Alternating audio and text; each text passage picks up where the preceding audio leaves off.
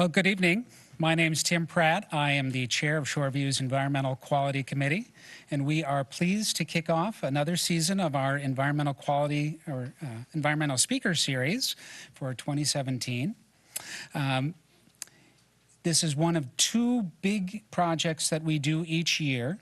The other is the Green Community Awards program, and you can homeowners and businesses can win a Green Community Award for doing things with energy efficiency, or as it relates to tonight's topic, in terms of water quality and water savings.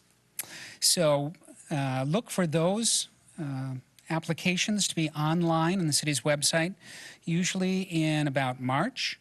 And applications are typically due the week after Memorial Day, and then we announce them in July for the slice of Shoreview.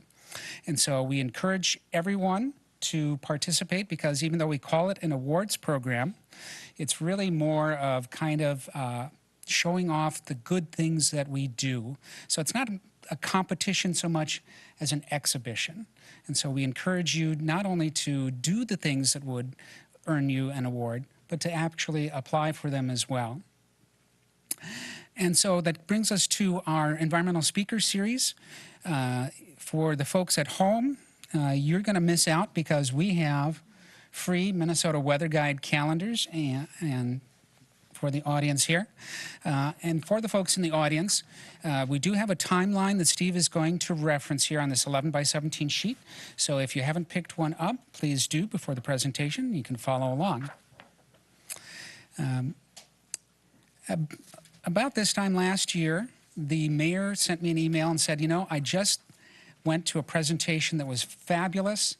It's this great guy who actually is also a Shoreview resident, and you really should have him in your environmental speaker series. So that was the mayor. So when the mayor makes a recommendation for who she would like to see at the environmental speaker series, you take that pretty seriously. She is a devoted watcher. She doesn't often come to the chambers. She's here often enough, I suppose, but she does watch on TV. So if you're watching, Mayor, thank you for the suggestion, and no pressure, Steve. Okay. So Steve Woods is our speaker this evening on surface water management, motivations, casualties, and results. And he will explain all of what that means in a moment. Steve Woods grew up on the shores of McCarran's Lake down in Roseville, which led to a life on, in, and around water. He's been the executive of the Freshwater Society since the end of 2013, after long stints on the Minnesota Board of Water Soil Resources as assistant director, and, and with a national engineering consulting firm providing water and watershed management services. Through his career, he has addressed water throughout the upper Midwest, and he chose the waters of Turtle Lake here in Shoreview as a place to call home. So let's welcome Steve Woods.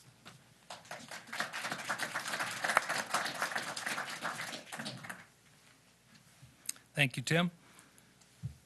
I'm going to use the term watershed a lot tonight. Shoreview is split between two watersheds. All the water kind of north of Tanglewood drains north and west into Rice Creek and ends up going into the Mississippi River near Fridley. All the water south of Tanglewood pretty much heads southeast and goes down through the Lake Phelan chain in St. Paul and eventually makes its way in the Mississippi River, but below downtown St. Paul. So you could be standing up on Tanglewood Avenue and have water going two radically different directions for much farther distances. And that's kind of one of the threads I'm going to weave through tonight's talk, is about how these watersheds influence how this city manages water, and really how it influenced everything Twin Cities metropolitan area wide. Doug, do you need me to change screens?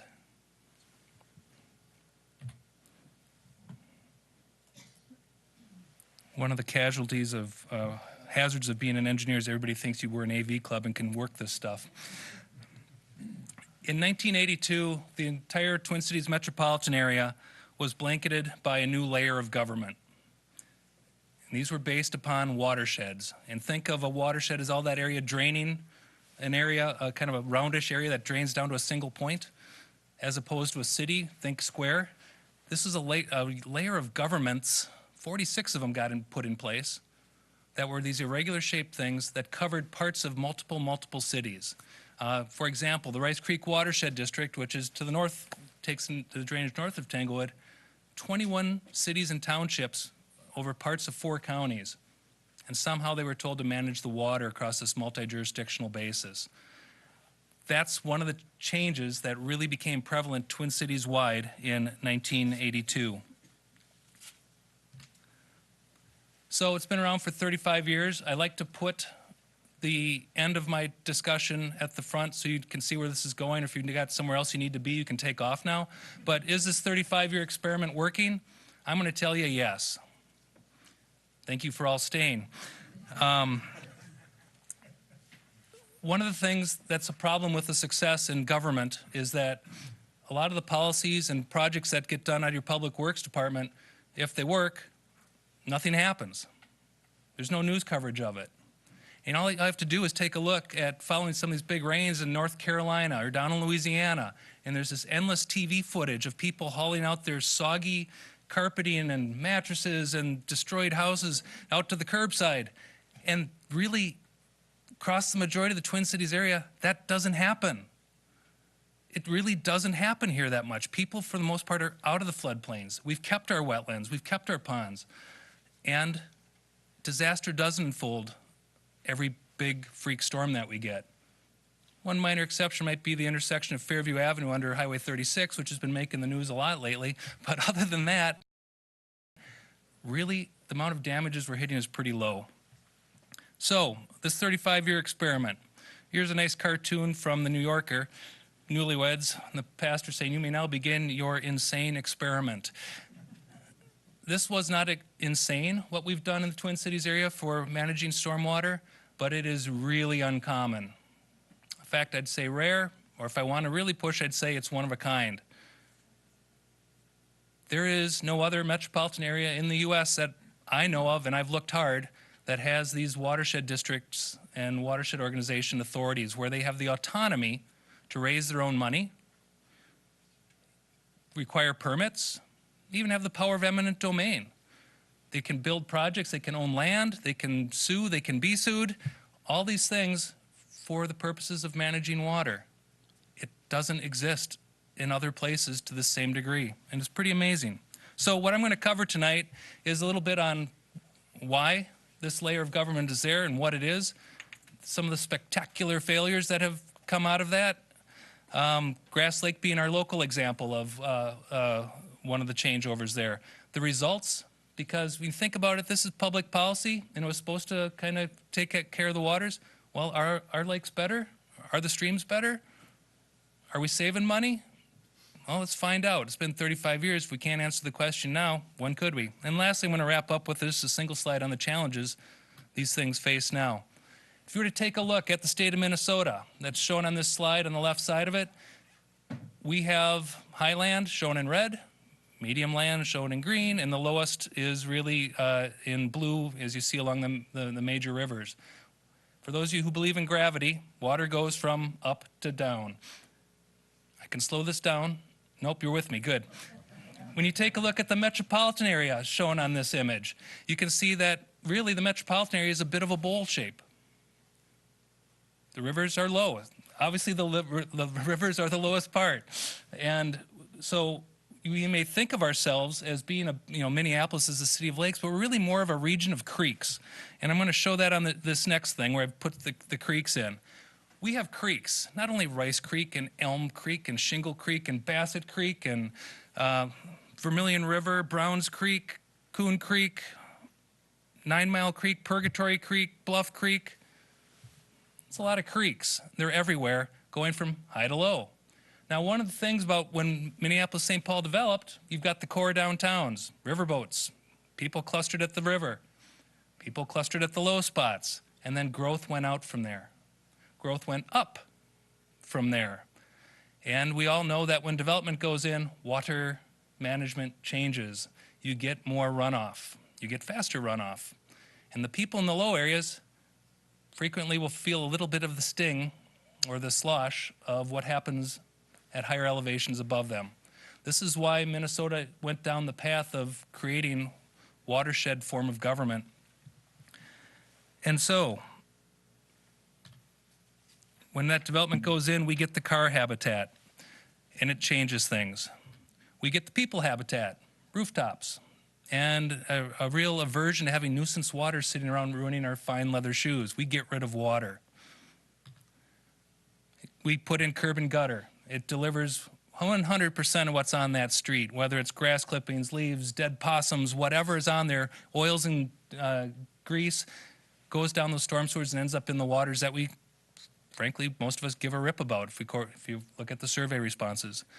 And with that comes increased volumes and rates, and those come in such a way that our systems weren't designed to handle all that, especially the older and lower systems.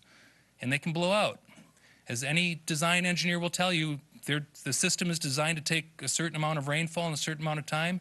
You get more than that, the deal's off. It wasn't designed to handle that. It isn't because the engineers were lazy or the city council was cheap.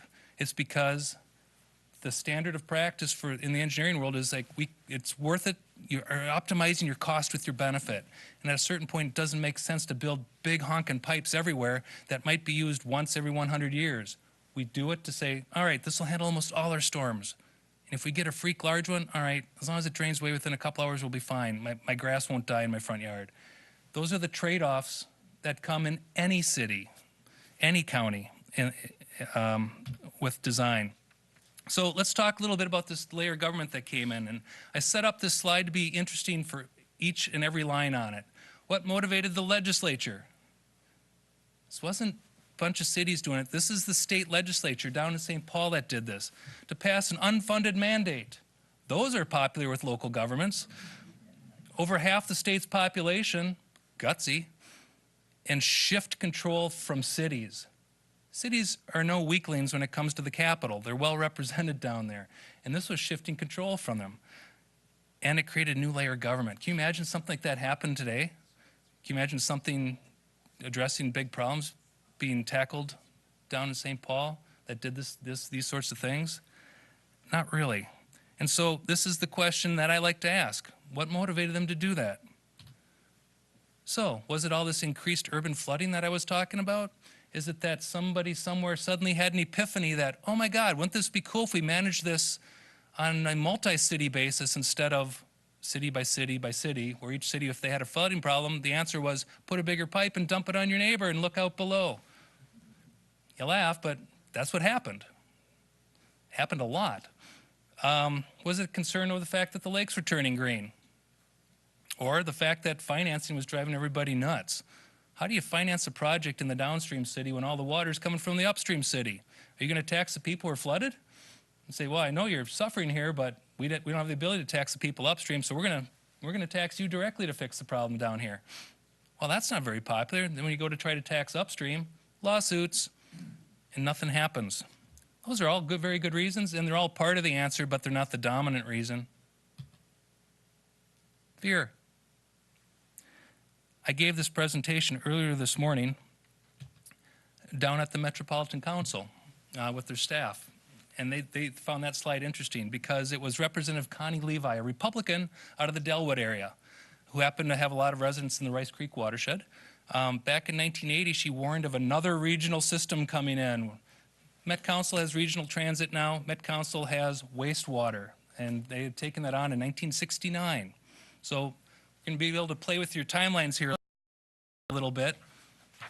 And if you take a look, if you brought your reading glasses, my young staff says I can read it just fine. 1969, you're going to see that the Metropolitan Waste Control Commission was established here in the middle column, where we're talking about what happened in Minnesota law.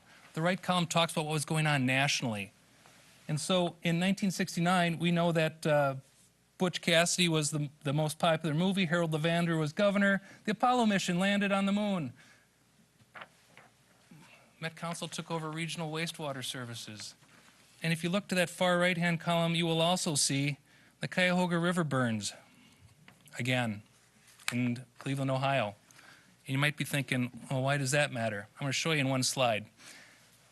But essentially this Met Council that she was warning about was because they had done a big study and they had said, here's 4 different ways we can answer this. We'll have the Met Council oversee a bunch of cities working jointly, or the Met Council can oversee a surface water commission, or the Met Council can beef up the comprehensive city planning, or the Met Councils can oversee the counties as they address these multi-jurisdictional things. Met Council is pretty prevalent in all that.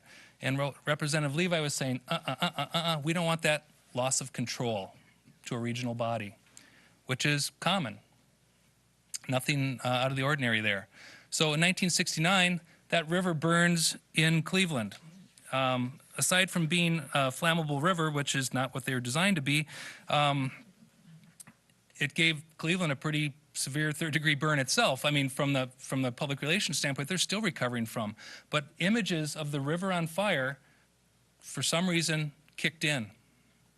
And I say that it had burned again and again. It had also burned at least on 10 different prior occasions. But the one in 1969 got a picture of it. And if you want to communicate something, and by and large, the engineering realm and the water professionals are pretty bad at communicating things, get a picture. It beats an hour-long presentation talking about parts per million.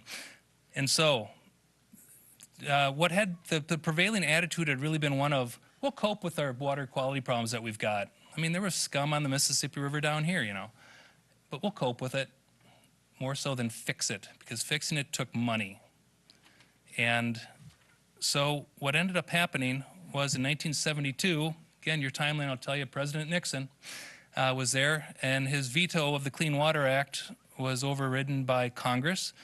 And the Clean Water Act came into being, and it said, restore and maintain the chemical, physical, and biological integrity of the nation's waters. One of those lofty goals. Well, it turns out that over the next 30 years, those lofty goals would have some meat put on their bones and start making a big, big difference to getting rid of the scum piles on the river, getting rid of wastewater being discharged straight into rivers, and by extension, all the way up to within the last decade or so, where each of the municipalities in the state have to get permits from the state for their stormwater sewer systems. We're not talking wastewater plants, we're talking the sewers in your streets.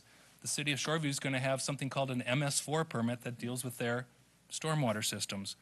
But I'm jumping ahead of myself in the story. So remember, this 1972 when that happened, Connie Levi was doing her warnings in 1980. So I'm back at 1980 again. The other author on this bill that put in this whole new layer of government was a guy named Gene Merriam. And I've had a chance to talk with Gene quite a bit. He actually preceded me at Freshwater Society, so he was a captive audience for an interview. And he had these great sayings, you know, instead of saying an ounce of prevention is worth a pound of cure, which everybody has heard before, and kind of just accepts and goes, yeah, it's a cliche. I'm pulling these quotes out of the newspapers back in 1980, by the way. An ounce of planning is worth a pound of engineering. And if I was to say that today, I'd probably say an ounce of planning like this is worth a pound of taxes. Spend that nickel now to save spending $1 later. And this was the dominant theme that Gene was driving home in the media in those days. He's a fiscal conservative. He's a Democrat, unlike Representative Levi being a Republican. He's a fiscal conservative Democrat out of the Coon Rapids area. I eventually ended up being DNR commissioner under a Republican governor. But here's another one of Gene's quotes. Fixing the damage is far more costly than what my bill will do. Because he was getting the opposition. Well, it's going to cost too much. I said, well, yeah, but, you know, true statement, but. I mean, the guy is showing leadership. Our citizens have a problem. This is how we can do something about it. It's not going to be 100% popular, but we're going to do it. I think the world of the man. And so what ended up happening was Metropolitan Surface Water Management Act was passed. And really, the what of this bill, we've been covering the why, the what of what this layer of government is. The legislature said, you got to have a watershed organization over the entire, all the way over the entire metro. And I said before, they created 46 of them. They said, you have to. It's not voluntary. You get your choice of your format, whether you have a watershed district version or a bunch of cities working together under a memorandum of understanding. But we want you to use the natural areas to the degree possible. Stay out of the floodplains. Let them go up and down. Don't crowd too close to the lake. Save the wetlands. Use those for some water. gave them an array of financing tools. So instead of just jawing about it, they were able to actually raise money quickly, and more importantly, raise money cheaply to actually do projects to make something better. Not just planning. We had enough planning, we need more do, was kind of the attitude. And then bottom bullet on this slide is minimize the public expenditures needed to correct flooding and water quality problems. There's a lot between the lines of that. Essentially, it's saying, don't flood and then have to fix it. Don't turn the lakes green and then have to fix them. Don't try to finance a project and end up tangled up in court for 10 years. That's what that bottom bullet's getting at. It's more than just a saying. So the other cool thing that was in the law was most importantly, the way it played out, was that there was a fail-safe mechanism. In other words, failure was an option. And of those 46 watersheds that were layered over the Twin Cities, 20 of them failed. And every single one of them was the model where the cities were working together, not a freestanding watershed district with its own authorities.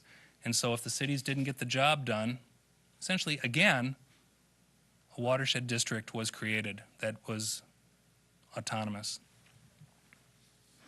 So there was some real teeth there. Now, I've been talking about two different ways to do the watersheds. I'm going to tell you a little bit about why why you had two flavors. Because when you're trying to do water management, well, if you're trying to run a city, if you're trying to take care of your citizens, local control is the mantra. We don't want the feds telling the state what to do. The state doesn't want to be told by the feds. Local governments don't want to be told by the state what to do, and it just kind of cascades down. Well, what this does, it's having pretty much defeated an attempt for Met Council to regionalize the stormwater systems, now it became a battle of local control by the cities or local control by an independent watershed organization. Either way, the flow mechanism for how things changed was the same. In that somebody would have an idea for, hey, let's have a regulation that says if somebody puts in a huge big box retail store with a parking lot, they have to have a detention pond that slows down the water and hopefully soaks a bunch of it in so we don't flood people downstream. Great idea. Well, that would be put into their management plan. Once it was, they then had the authority to compel cities and townships to do it, or if it was the cities and townships actually working together under something called a WMO on this slide, the Joint Powers version, they had to update it in each of the member cities' things. So in the case of Grass Lake WMO, which was the area south of Tanglewood, I saw that eye roll, Karen. In the case of Grass Lake WMO, this was the city of Shoreview and the city of Roseville decided, you know what, we'll work together on this. And so they signed their agreement, they worked together and tried to make that happen for quite a long time before finally giving up the ghost. But they had the ability to pull those, come up with an idea and pull them back so that Shoreview would pass their particular ordinances and then Roseville would pass theirs independently. And that's how change tended to happen. Well, when probably about 2/3 of you were able to pick up a handout that shows the watersheds of the metropolitan area. This is how they looked originally. And I said that there was 46, most of them about the size of my hand on the screen here, you can see it. Because they wanted local control, when they wanted to work as a joint powers agreement of cities working together, they tended to be small because it's easier to work with 2 or 3 cities rather than a group of 8 cities. Think about it. If you want to go to a movie, it's easy to find a movie 2 people to go to than 8 people will all agree to see. Same thing plays out in city governments. And the thing is, when you get hyper-local, smaller, you get less people to pay, smaller tax base to pay for projects, and you're kind of back to the regular cast of suspects. And those tended to fail. So failure was an option. There's been pretty much 3 full generations of this planning that's gone on. Everybody formed pretty good, but after that, when it came time for the second generation, they were seeing that it was pretty costly to keep this ball up in the air, to do the planning and then this expectation to do something. And then by the time the third generation, we were having all these federal water quality regs kicking in, and the cost of this really started to go up. And so looking at it on a numbers basis, you look 1980, just before this act passed, there were 10 watershed districts in the Twin Cities metro area. Rice Creek was one of them. They were formed in 1972. And one joint powers organization. This is the cities working together under an agreement. That was over in Bassett Creek, so think Plymouth, Golden Valley area. So a total of 11. And they addressed a little over 1/4 of the Twin Cities metropolitan area. After the law was passed was when we zoomed up to 46. And then you can see how the total number of these watershed organizations plummeted, especially those of the joint powers organization variety came down. So 20 of them failed. And the fail-safe system was usually to convert to a watershed district.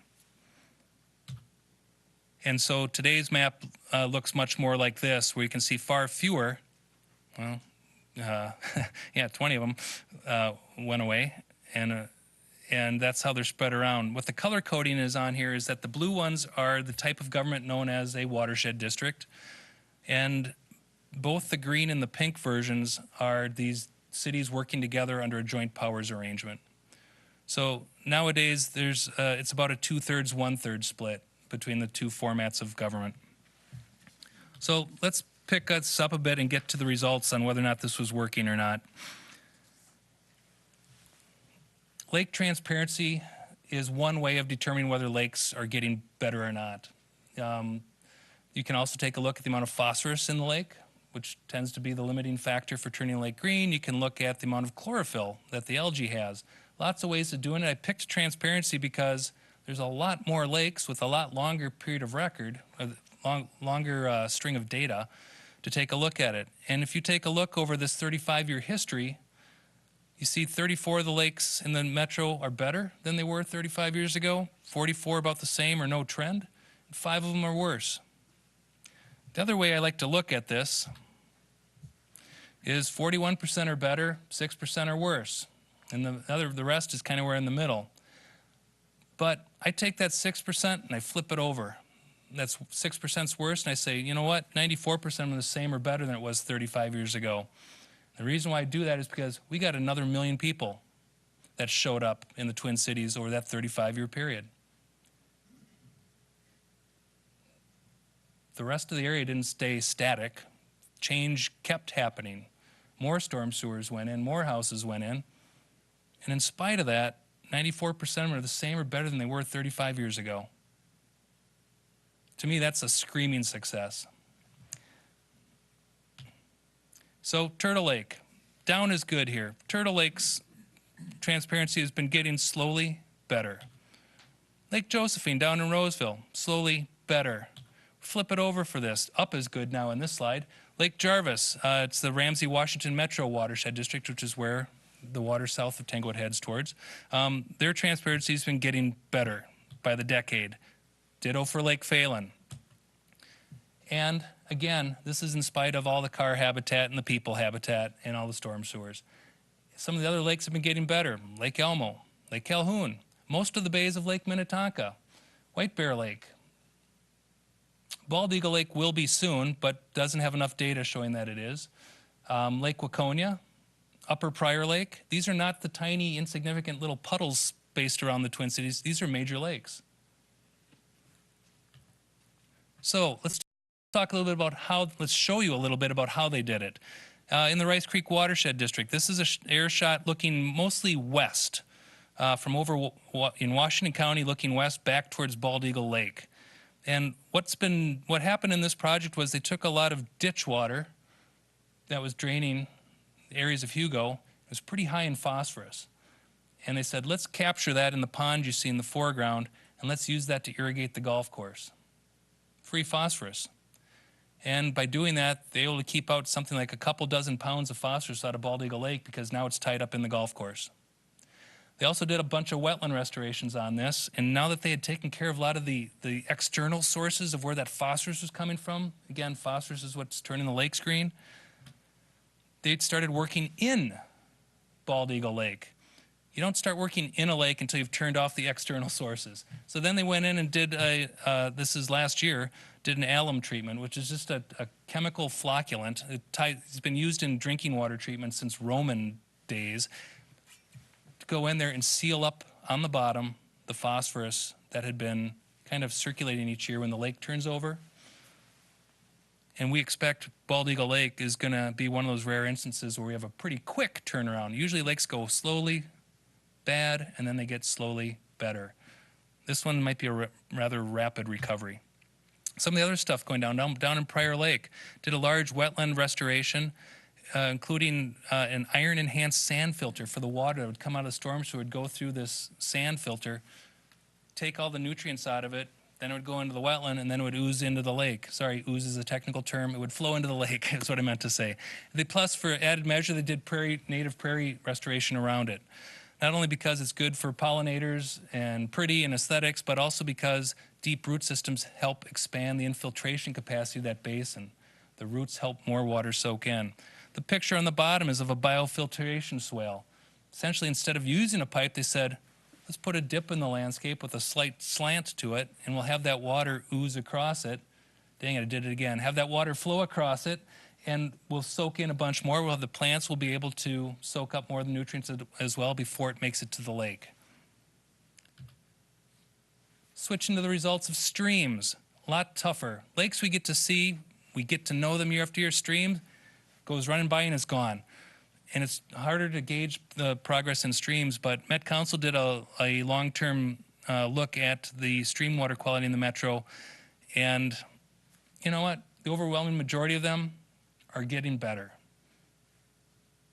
That's a quote from the report. It's not terribly like, oh my God, are they really getting overwhelmingly better? I realize it's not an impact statement, but let me show you what it looks like in the real world. This is in Stillwater area, a project that the Browns Creek Watershed District did. This is part of the area that's flowing down towards the St. Croix River, and there's a golf course over there with a trout stream through it. Problem is, it had development upstream. You can see where the left stream bank is starting to collapse and erode in from the increased flows. The water's heating up, which trout don't like hot water. They turned that into this. They were able to stabilize the banks with native vegetation, not a bunch of concrete, not a bunch of rocks, put in some structure for trout. We now have native veg, increasing the infiltration coming off the golf course, and they will be having, it's a lot more shaded as well to keep the temperatures cool. And the net, and I should tell you, this is two pictures, and I showed this to another audience, they were like, oh my God, look at the size of that fish. This is two pictures. What's noteworthy about the picture on the bottom is that that little fish is a little fish. Tells you DNR didn't put that there. Naturally reproducing trout population again. Awesome. Before, what has pretty much been going on in that stream was DNR would raise a bunch in the hatchery, they'd throw them out there in the stream, and it would be like a slow motion grocery store. And many of the larger ones, like Karen Kill, the administrator there, is holding in the top picture, they wouldn't make it through the summer. The water got too warm, it was lethal, and they would die. That is now a viable trout fishery in a way it hasn't been in years. If you want to look at it from a data, which I don't think is nearly as fun, this is taken from a Met Council report, taking a look primarily at the years 2008 to 2012. The blue is good, red is bad. Yellow, when you see it, means, we're not really sure what's going on or not much change. Blue means things are getting a little better for total phosphorus. And what's dominant here is blue. Excellent. I'd rather see that than red. Notice Browns Creek over in the east that I just talked about. What an awesome job they're doing. Well, during this time period was when they were doing the stream improvements.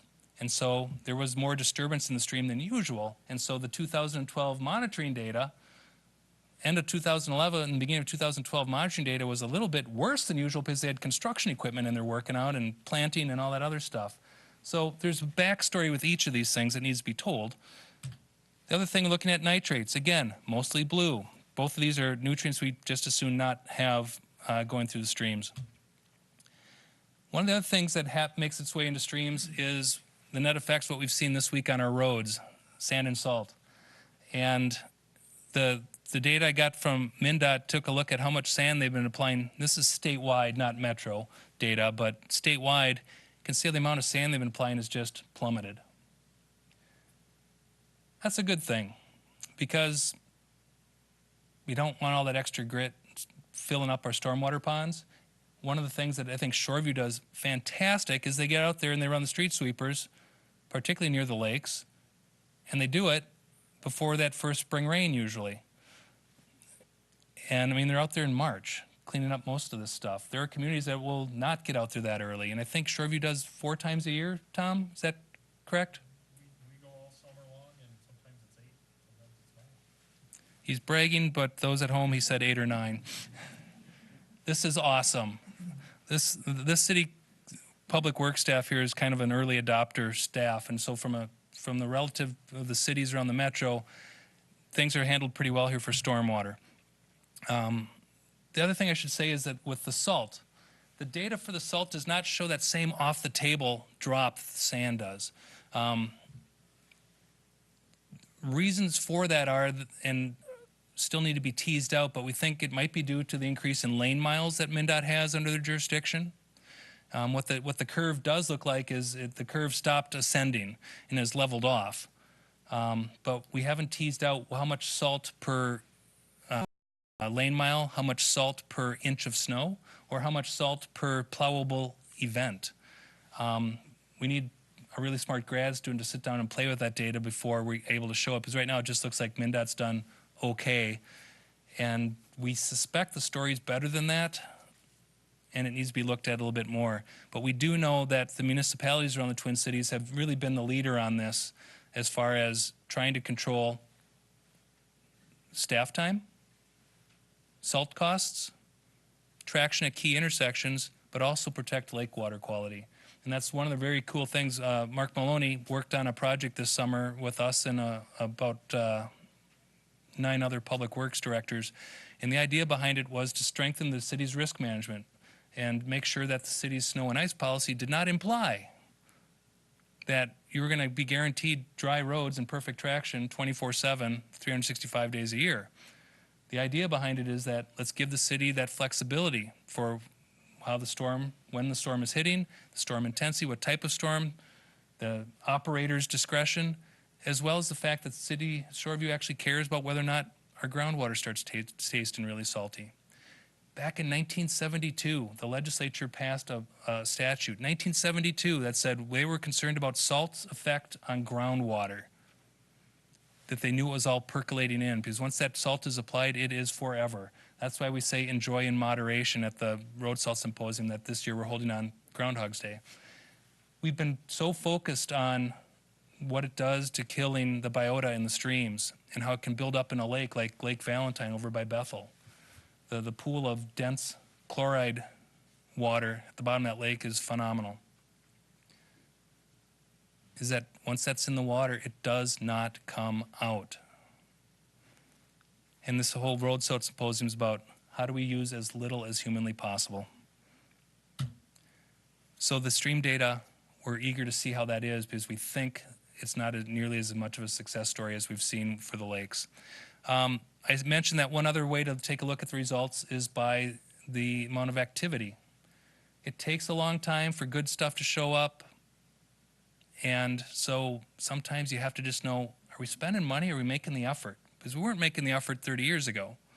And we can see here that this is data that runs from 99 to 14 because the data pre-1999 was never compiled, still hasn't been, by these watershed organizations.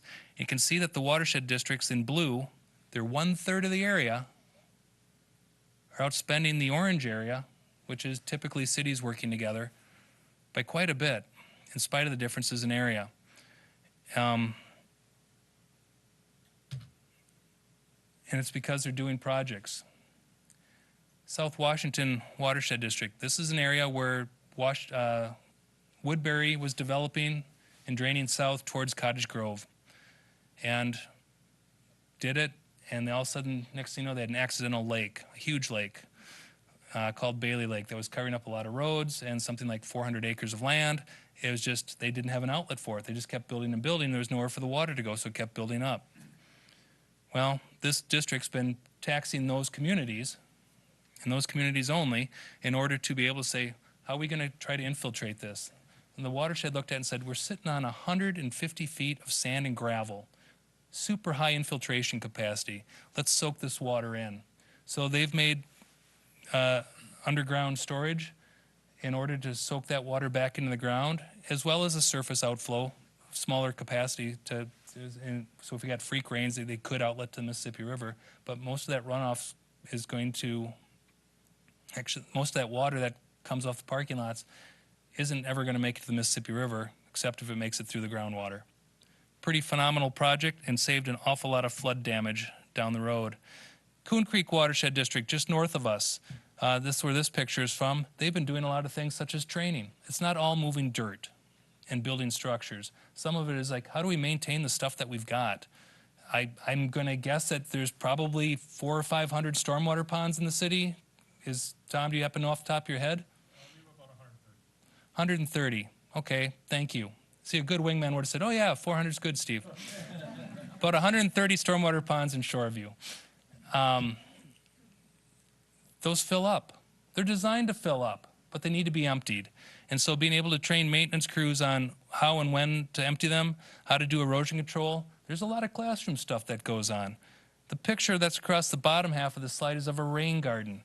Again, Coon Creek is north of us, so you know that Mounds View is from those big mounds over in Arden Hills, and that's a glacial deposit. Everything north of there is a sand plain. Tabletop flat and nothing but sand when the glaciers retreated. Well, if you're up in the Coon Rapids area, you can put a rain garden in at your street corner. And I'm going to say just below the elevation of the street, run those gutters into that. It's going to soak into the ground through native vegetation root canals. That sounded dental. Through the channels through the soil along the roots of the plant. And we're seeing a lot of those show up now in Rice Creek Watershed as well. New Hope was one of those areas close to the core cities. It had a 160-acre area that just essentially had nothing for stormwater treatment. You know, kind of one of those aerial shots I did before. I said, no wetlands, no ponds, just solid houses.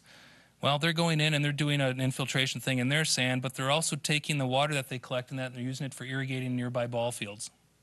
Reusing that water instead of pumping new, there's an ironic term, instead of pumping really, very old groundwater up from our aquifers. 12,000-year-old water is going to stay down there. We'd rather use that for drinking water system rather than spraying it on a soccer field. Other things that these watersheds are doing is they've really picked up the level of monitoring. There's some of the stuff I was talking about with the lakes and streams is like, how do we know it's getting better? Well, somebody's out there taking samples. And it's not just how much phosphorus and nitrate, they're also taking a look at the biota, the critters living in the muck, the critters that hatch and fly out of there at different times of year. And what they're finding is that it's way cheaper to monitor this way, and it does a better job as well because you're able to tell whether, if everything got killed off there in April because of a pulse of melting salt water, killed everything in the creek, well, now you know that everything got killed off in the creek. If you're not looking at the biota, all you know is that, oh, you know, chloride looks pretty low here in August. Once that pulse of salt has gone through, well, the biota is going to tell you that something happened. And if you do that, you can turn into detective and go, why is everything dead here? When did that happen? Where do we start seeing living things again as we move upstream? That data is really valuable. And by and large, it crosses municipal borders, which is why these watersheds are doing it. So I said that I would try to wrap up with the challenges that are out there now for this watershed layer of government. Number one is there's a real challenge out there for them to tell the story of the waters in their area. I can show you map after map, statewide maps of, you know, things are good, things are bad, but, you know, that doesn't motivate anybody. If you want to get somebody to care about water that lives on Turtle Lake, you don't show them, well, overall, 40% of the lakes in the state are impaired, below standard. No, show me what's happening with Turtle Lake. If you were to show me that Turtle Lake is going downhill, you got my attention. I don't want real estate values to go down with it. And I think that's one of the things that's a real challenge for the watersheds is that they don't put the information in the hands of all the people around each lake. What would happen if Ramsey Washington Metro Watershed District over here said, here's an individualized mailing to everybody around Lake Jarvis about the long-term 20-year trend in Lake Jarvis water quality delivered to their home. Personalized, custom area information. That leads to action. I think there's a challenge out there for this Clean Water Land and Legacy Act funding. This is the funding that was passed in 2008 where we voluntarily, Minnesotans raised our sales tax rate on ourselves right at the beginning of the recession. Pretty amazing. These watersheds give the metropolitan area a huge competitive advantage over outstate Minnesota when it comes to funding, because by and large, the metropolitan area has been forced to do all their modeling and water quality monitoring and get their ducks in a row and start having projects in the pipeline. That is what's needed to get that legacy funding. There's a challenge here for groundwater rules. Underneath Shoreview, groundwater levels are actually going up. We're in a pretty good situation here. But half of the metropolitan area, oh yeah, I'm aware of Gramsci. Half of the metropolitan area, though, their drinking water aquifers are going down. Not only going down, they're showing multi-decade trends of going down. That's about the opposite of sustainable. And if those communities, a fair amount of them in western Hennepin County, for example, want to be able to attract industry and businesses and have a good water supply for the residents, inexpensive water supply, they can't have that trend going down, down, down, down, down. The math doesn't work out because population keeps going up. And one of the reasons we have these watersheds for the surface water management is that general purpose government, as opposed to special purpose government, general purpose government like cities and counties and townships either couldn't, wouldn't, or were unsuccessful in getting the job done. Well, that seems to be happening for about half the metro for groundwater issues. Climate and precipitation change is a very real concern of most municipalities in the metro. Our storm sewer systems were not designed to handle the storms that we are getting now. This part of the country has seen a 47% increase in the amount of 100-year storms in the last decade, as opposed to what we had seen 1900 to 1960. That's almost 50% more than we used to get. It's very real. You can argue about climate change or not, but we have undeniably had a huge change in the rainfall patterns in this part of the country. And we're going to start seeing a lot of cities already starting to do their climate or water resilience plan and say, what are we going to do about this? What's important to us to attack first as we adjust to these new rainfall patterns? Lastly, I'm putting on there something about the fact that really the metro area seems to be spending a lot of money to make up for choices that are being made upstream in rural areas. Metropolitan area is largely pretty regulated. I said before that the cities all have stormwater permits. For the most part, cropland out there does not have any regulatory club hanging over them at all. Animal agriculture does. Animal agriculture is mostly taking care of things. Areas with pasture land, no problem. But where we're doing row crops of corn and beans, corn and beans, corn and beans only, it's sending a lot more water down, particularly Minnesota River watershed. And because the Minnesota Pollution Control Agency has no ability to influence that particular sector of agriculture, they are dialing down on the permits of what cities have to do. Cities have to achieve more and more pollutant reductions out of their wastewater plants and out of their storm sewer systems. And we're doing that on very expensive real estate, and the law of diminishing returns is kicking in. And at some point, one of the challenges here for the metro watersheds is to maybe go a little bit more political, but at the very least, start taking a look at what would happen if we took our project money and used it upstream of the metro area even. Would we be better off? Would it be cheaper to do the work in another zip code than to do it in our own zip code? I think that made sense. And I think we're getting to that point, because you just can't, what's the story, that it can't get blood out of a turnip or whatever? We've dialed down the reduction so much already. So, final slide, I told you the answer, if you'd wanted to leave right away, was, yeah, I think it's working. It took a village. There's been an awful lot of work. I mean, cities and counties and townships have done an awful lot of this work. The watersheds have helped compel some of it, helped raise awareness out of some of it, because the watersheds get to concentrate on water and water only. But a county's got to take a look at health and human services, transportation, public safety, all these other things. Watersheds get to look at water. And that deep focus allowed them to raise issues on things. Their ability to fund allowed dirt to get moved and some projects to get done and training to happen. And the way that we think it's working is because the new construction is going in right, and the old construction is getting fixed slowly but surely. And that's really a success that's in progress and it's happening in a coordinated way. It was not true 35 years ago. And that should be the end of it. Nope, because somebody wanted to know about water levels. Turtle Lake. These are my 3 bonus slides on water levels. Turtle Lake in the last 3 years is up 1, 2, 3, 4 feet. Snail Lake from 2010 went from never performed math in public 878 to 885, so that'd be up 7 feet since 2010. And because everybody gets to read about White Bear Lake in the paper all the time, from 2013, that lake has gone up 1, 2, 3, almost 4 feet. We've had a lot of rain, people. Our climate and our rain patterns are changing for real. Now I'm done. Thanks for your time. Okay. Thank you. We do have a little time for questions, and since we are televising, we've got a mic here, so I will just raise your hand if you've got a question. I'll bring the mic around and answer. Go in the back.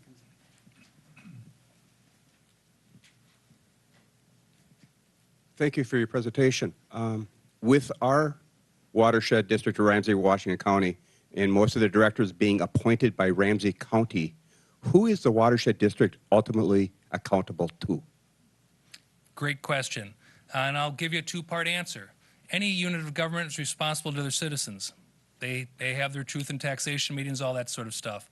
But ultimately, I think you hit the nail on the head. The county commissioners appoint the managers of a watershed district. So the Rice Creek Watershed District meets here. There's 5 of them.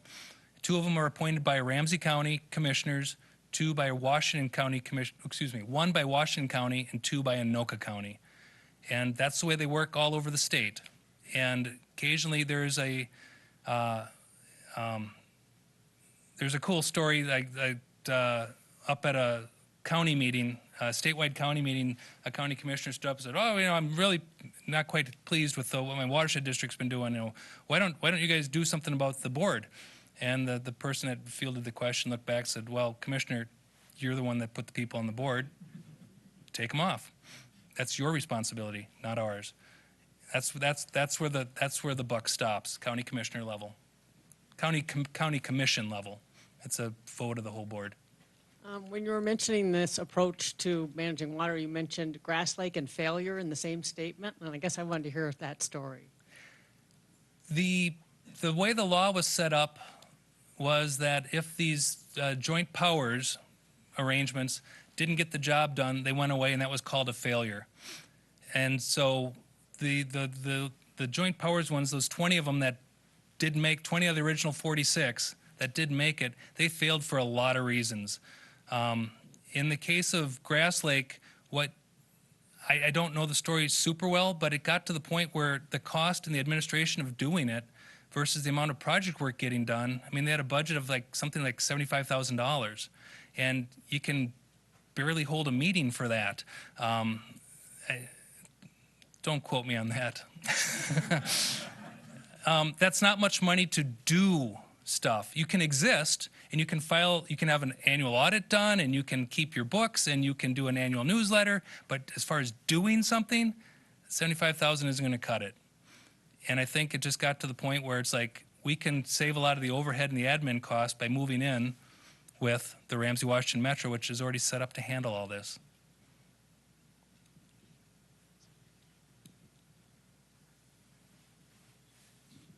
Ray Ruthenberg from Shoreview, and I'm also on the Isaac Walton League.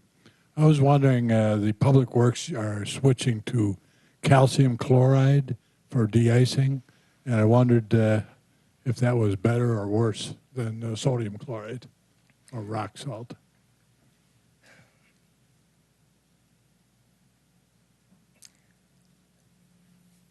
There are a lot of ways to judge better or worse. cost, ease of working with it, amount of storage it takes up, how easy it is for the staff to work with it.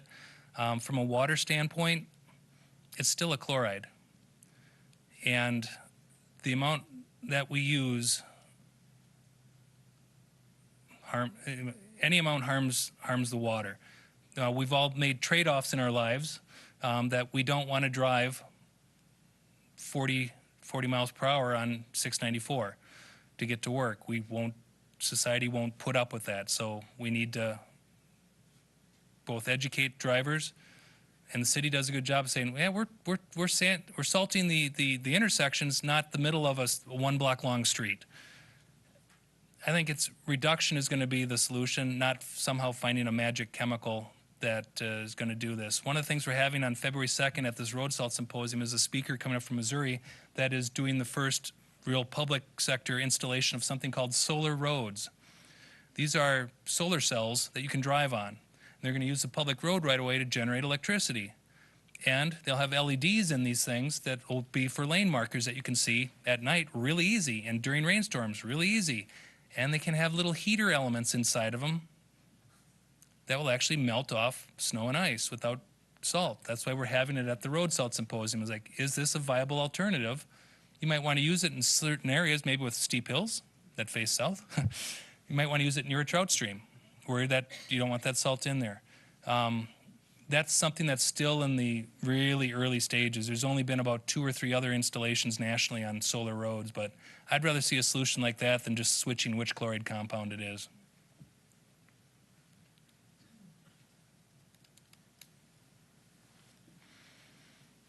You said that the Grass Lake and Snail and et cetera and various and sundry other ponds drain southeast out of this area, like Rice Creek drains through Fridley. My question is, the only way I see it draining is higher. Could you kind of comment why the water is not draining out of that watershed district? It seems to be backing up. Yeah, I can kind of comment on that. I'm glad you threw the kinda in there. That's going to be helpful. Up until about a week ago, I didn't even know there was an outlet for Grass Lake, that area south of Gramsci that backs up against 694. Turns out there is one, and it's puny. Very, very, very small, and goes under Hodson and into West Vadnais, whereupon there's another small outlet. It's an overwhelming amount of water for a very small system. We haven't seen this type of water. Those graphs I showed of all those water levels going up, that doesn't happen too often in the 100-some years of history we've got in lake water levels. So it's an instance of the system isn't big enough for the water that's heading towards it. It's all gravity fed. There's no the pump or anything that's doing it or that's failed or isn't running. It's gravity. It's just not much slope to it and a small pipe. So does that mean that there's no potential solution other than putting in bigger pipes, which is down the road? There is a meeting coming up Friday of this week, I found out, where they're going to be pulling in all of the county and the cities to talk about what can we do here. The one thing that they're not going to do, because they learned the lessons of the past, is they're not going to say, well, let's put in a 4-foot diameter pipe here, here, here, and here, and let her rip. They're going to figure out how much can we bleed out of here downstream without harming people downstream. I suspect 5-10 years from now, there'll be some sort of improved system, or at the very least a better understood system, but I would be very surprised to see something that went in that was very high capacity.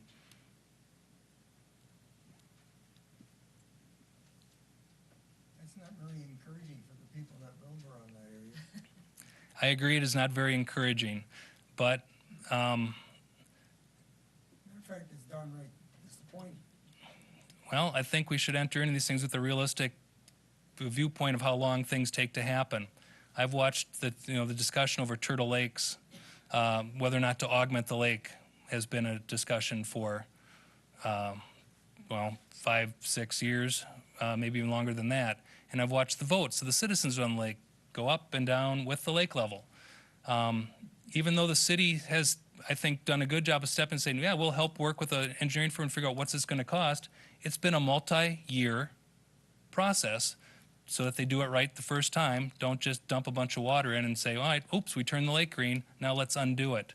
The whole thing with this Surface Water Management Act was get the data, think it through, figure out who's going to pay for it, and then do it. And don't harm somebody else in the process. That takes time.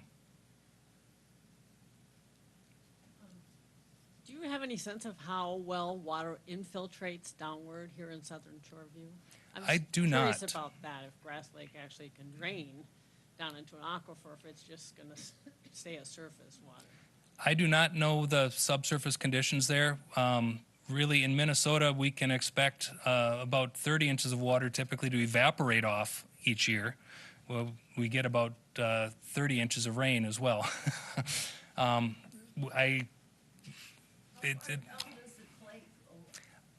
I do not know the subsurface soils of that area, whether they're very relatively tight or relatively loose. Like we know north of us, they definitely are looser, sandier soils. I don't know about the Grass Lake area. I live by Lake Judy. The infiltration rate on my property was 3/8 of an inch in an hour. But I don't know if Grass Lake is clay or sand. And what happens on lake bottoms is that you've got this kind of the downward rain of algae and leaf litter and grit that happens, and oftentimes a lake bottom won't have fantastic infiltration rates, either in or infiltration rates out of the lake. They're all kind of unique. That's what they're wrestling with over on White Bear Lake right now. Is you got the United States Geological Survey saying how much is going out of the lake, soaking in, and the DNR going, no, we don't agree with you on that one. There's not nearly that much soaking in. I don't have an answer for you, Karen.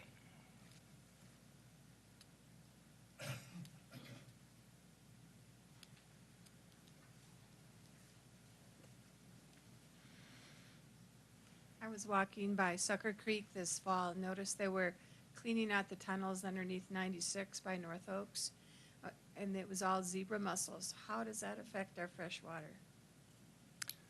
Wow, zebra mussels are an interesting thing. They're considered an invasive species. They're not native from around here. They are believed to have come in through Lake Superior shipping and ballast water, and they've been moving west from the Great Lakes and downstream, obviously. One of the odd effects of zebra mussels is that they tend to really clear up a lake. That the lake transparency, they filter all that algae out, and you will end up with very clear lake. You'll be able to see down to the bottom like you never used to. But you'll have zebra mussels clinging to everything, very sharp. And then they die off. And then you have some of the nutrient release from that, and it just kind of whacks out the biology of a lake. Because the zebra mussels are filtering out what the fish like to eat. And so it can have a negative effect on the fisheries. We spend a lot of time worrying about zebra mussels. Nobody wants them any more than we wanted Eurasian water milfoil when that came into this area 10 years ago. But, and I mean this in a bad way, nature finds a way. And we probably will end up with zebra mussels in our lakes at some point. What we're trying to do is be vigilant and delay that as long as possible. But they're very persistent, and nature finds a way. And it doesn't mean that the lake is destroyed and trashed, but it does mean it's going to be different once those get in our local lakes. Well, Steve, we wanted to thank you for your presentation this evening. We have a card and a gift here. This is a cutting board from a company called Wood from the Hood. These are downed trees, in this case in Minneapolis. They've come down naturally, and they harvest the wood and use them to make wood products such as this. So if you all join me in thanking Steve for his presentation. Thank you. Appreciate it. And just a reminder, the speaker series is the third Wednesday of the month, January through through April. And so join us for the February presentation. Steve had mentioned working with Mark Maloney. Well, Mark Maloney is going to be our presenter next month. We talked about surface water and drinking water. Mark is going to be presenting about the drinking water quality here in the city of Shoreview. It's been in the news. That's kind of why we picked some of these topics. Because of what happened in Flint, Michigan, Mark's going to tell us about our system here and why that situation in Flint could not happen here. So please join us again in February, and thank you.